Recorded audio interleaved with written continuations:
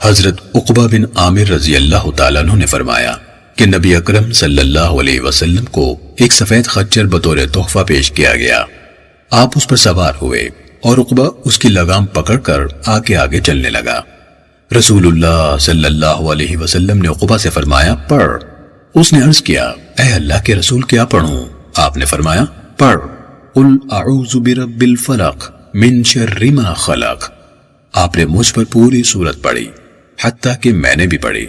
آپ نے محسوس فرمایا کہ میں اس کے ساتھ زیادہ خوش نہیں ہوا۔ آپ نے فرمایا شاید تو نے اس کو معمولی سمجھا ہے، میں نے کبھی نماز میں اس جیسی سورت نہیں پڑھی۔ سنن نسائی حدیث نمبر 5435۔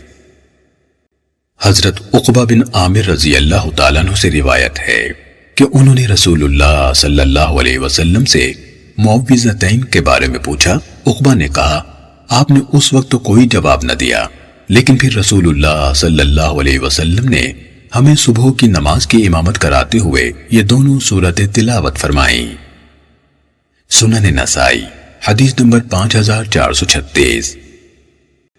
حضرت عقبہ بن عامر رضی اللہ تعالیٰ عنہ نے فرمایا کہ میں ایک سفر میں رسول اللہ صلی اللہ علیہ وسلم کی سواری کی لگام پکڑ کر آگے آگے چل رہا تھا کہ رسول اللہ صلی اللہ علیہ وسلم نے فرمایا عقبہ میں تجھے دو بہترین سورتیں نہ سکھاؤں جو کبھی پڑھی گئی ہوں؟